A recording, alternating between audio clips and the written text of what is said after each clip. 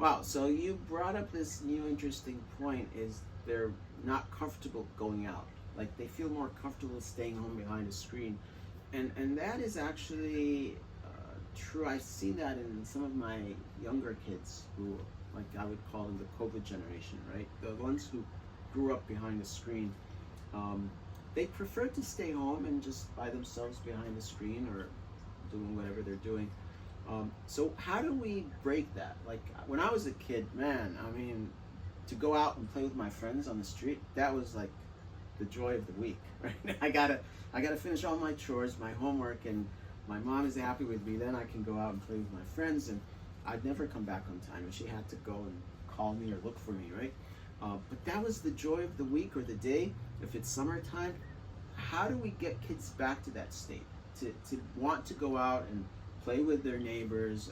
You know, even if you're a teenager, I mean, you don't have to play, but I mean, there's things you could do that are beneficial and exciting for you, motivating. What do you think we could do to break that barrier?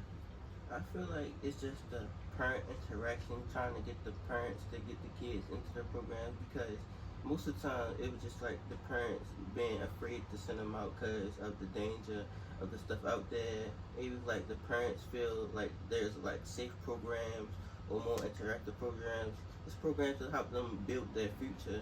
Maybe they would be more interested into like bringing them outside, sending them to like different programs, like any sports activities, cleanup activities, even like small little jobs that they can just see how the world is, or even like little meetings online. Start off online with like little meetings, little interactions, and like have a hybrid thing of online meetings and going in person to different things. Maybe that will like start to make them more interested in coming out. Just that hybrid system. Gotcha. That's really a good idea. I really respected the brother who came this morning with his two kids. So one was 9 and the girl was 7.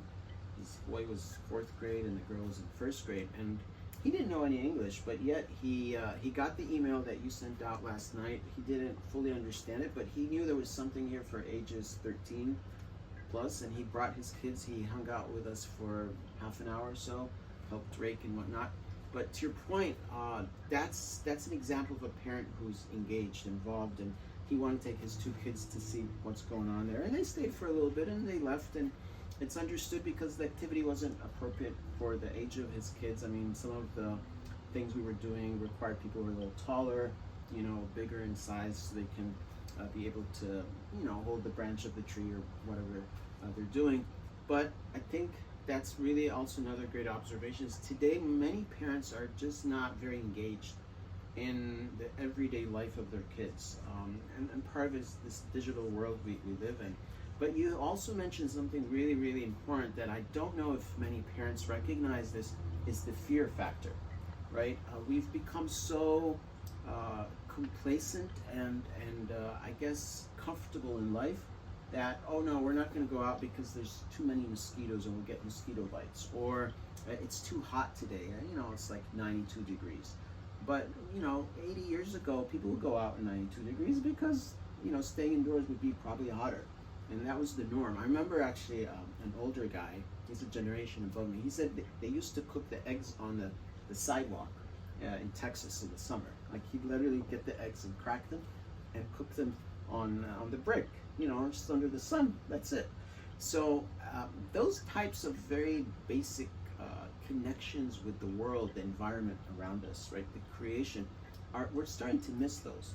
And parents play a big role in it. We shield our kids from a lot of life experiences. Everyday life experiences that you're talking about is getting pricked by a thorn when you're breaking the leaves, or getting a cut from a piece of paper or whatever. These are needed experiences because it makes people stronger. They know how to deal with the challenges of life. Today we're seeing a lot of people, old and young, who have mental health issues. You know, they feel depressed or demotivated, whatever. And part of it is because you're shielding them so much. It's just like when you shield a person, a young baby, from the bacteria and the viruses in the environment, they become weak. You know, as they grow up and become a young child, they get sick a lot and so forth. But if you let them get a little reasonable dose of the environment around them, not everything is 100% sterilized, they would grow to be physically more strong and fit.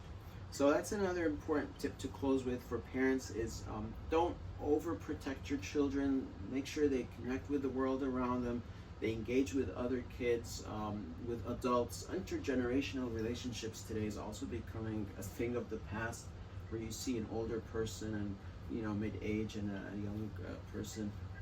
We had some activities in the past. We should probably start to redo those again. I know we talked about having a seniors campfire, right? Usually campfires, young people do them, but we're trying to do one for seniors to come out, get to know each other, talk about life, and sit around a campfire in a week or two. So stay tuned with us for that, and thanks for your attention.